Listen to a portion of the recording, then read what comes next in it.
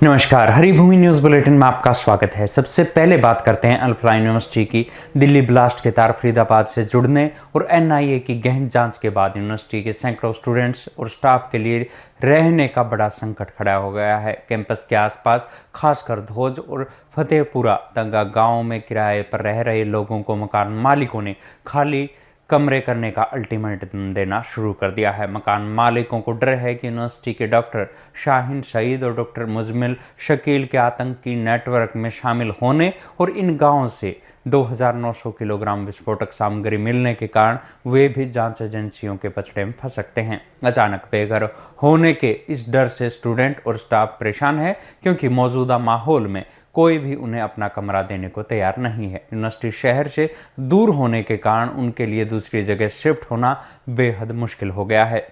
अगली खबर रोहित धनखड़ हत्याकांड की। रोहतक के अंतर्राष्ट्रीय बॉडी बिल्डर और 6 बार के गोल्ड मेडलिस्ट रोहित धनखड़ की भिवानी में हुई हत्या में 3 आरोपियों वरुण, तरुण और दीपक को हरियाणा पुलिस की सीआईए टीम ने कर्नाटक के बेंगलुरु से गिरफ्तार कर लिया है। डीजीपी ओपी सिंह ने खुद सोशल मीडिया पर यह जानकारी दी। इस बीच रोहतक में इस हत्याकांड को लेकर खापों की महापंचायत हुई। महापंचायत में पुलिस प्रशासन को 16 दिसंबर तक का अल्टीमेटम दिया है, जिसके साथ ही पीड़ित परिवार के लिए सरकारी नौकरी और 1 करोड़ रुपए की आर्थिक सहायता की मांग भी की गई है। रोहित की मौत 29 नवंबर को शादी समारोह में महिलाओं से छेड़छाड़ का विरोध करने के बाद हुए झगड़े में हुई थी, जहां आरोपियों ने मारपीट कर उसे गंभीर रूप से घायल कर दिया था।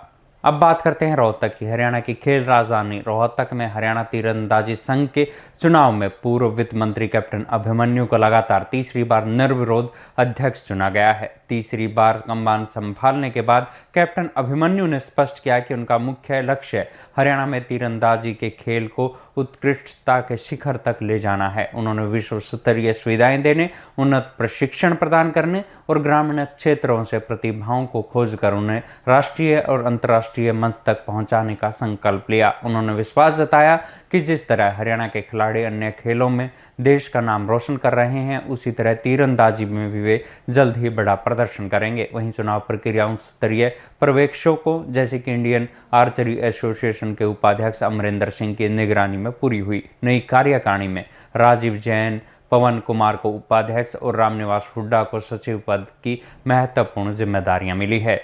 अगली खबर गुरुग्राम से। मानेसर के पंचगांव के पास शनिवार दोपहर को एक युवती का अर्धनग्न शव बरामद हुआ। महिला के गले पर रस्सी के गहरे निशान मिले हैं, जिससे पुलिस को आशंका है कि रेप के बाद गला घोंटकर उसकी हत्या की गई है। मानेसर थाना पुलिस ने शव को कब्जे में लेकर शिनाख्त के प्रयास शुरू कर दिए हैं। घटनास्थल से महिला का कोई निजी सामान या मोबाइल फोन बरामद नहीं हुआ है। ये घटना 1 सप्ताह से भी कम समय में गुरुग्राम में हुई ऐसी दूसरी वारदात है। इससे 6 दिन पहले इफ्को चौक के पास में मिट्टी में दबाई गई एक युवती की लाश मिली थी, जिसकी पहचान जायदा खान के रूप में हुई थी। पुलिस दोनों ही मामलों में सीसीटीवी फुटेज खंगालकर आरोपियों की तलाश में जुटी हुई है, ताकि इन जघन्य अपराधों के कारणों का पता लगा सके। अब बात करते हैं मुफ्त शराब न देने पर सेल्समैन को बुरी तरह पीटने की। फरीदाबाद के भूपानी इलाके में शराब के ठेके पर मुफ्त शराब न देने का विरोध करने पर एक सेल्समैन को बुरी तरह से पीट दिया गया। ये घटना 6 दिसंबर की रात को हुई, जिसका सीसीटीवी फुटेज अब सामने आया है। सेल्समैन अश्वनी की शिकायत के अनुसार 5 दिसंबर की रात को कुछ युवकों को मुफ्त शराब देने से मना करने पर उन्होंने धमकी दी थी। अगले दिन एक कार में सवार होकर आए करीब 6 युवकों ने ठेके में घुसकर सेल्समैन ब्रह्म प्रकाश पर लाठी व डंडों से हमला कर दिया। ब्रह्म प्रकाश ने किसी तरह भागकर अपनी जान बचाई। इस हमले की जांच करते हुए क्राइम ब्रांच की टीम ने त्वरित कार्रवाई की है। पुलिस ने आरोपी निशांत, होशियार और राम अवतार को गिरफ्तार कर लिया है और उनके पास से हमले में इस्तेमाल किए गए डंडे और कार बरामद कर ली गई है। इस केस में मुख्य आरोपी जितेंद्र को पुलिस पहले ही गिरफ्तार कर जेल भेज चुकी है। तीनों आरोपियों को कोर्ट में पेश करने के बाद जेल भेज दिया गया। अगली खबर बीजेपी के नए प्रदेशाध्यक्ष की। हरियाणा बीजेपी के नए प्रदेशाध्यक्ष के चयन की प्रक्रिया अब अपने अंतिम चरण में है। सूत्रों के अनुसार वर्तमान प्रदेश अध्यक्ष मोहनलाल बडोली को केंद्रीय नेतृत्व ने दोबारा इस पद पर नियुक्त करने के लिए हरी झंडी दे दी है। हाल ही में उनकी केंद्रीय गृह मंत्री अमित शाह और अन्य शीर्ष नेताओं से हुई मुलाकात के बाद ये संकेत और मजबूत हो गए हैं। पार्टी आज केंद्रीय पर्यवेक्षक अरुण सिंह के साथ अध्यक्ष पद के चुनाव का औपचारिक शेड्यूल जारी कर सकती है। इसके बाद सोमवार को नए प्रदेश अध्यक्ष का नाम का आधिकारिक ऐलान होने की पूरी संभावना है। बड़ोली का मुख्यमंत्री नायब सिंह सैनी के साथ बेहतर तालमेल और उनके पार्टी में नेतृत्व द्वारा हाल ही के चुनाव में अच्छा प्रदर्शन के पक्ष में गया है। इस पद के लिए कुल 117 मतदाता निर्णायक भूमिका निभाएंगे।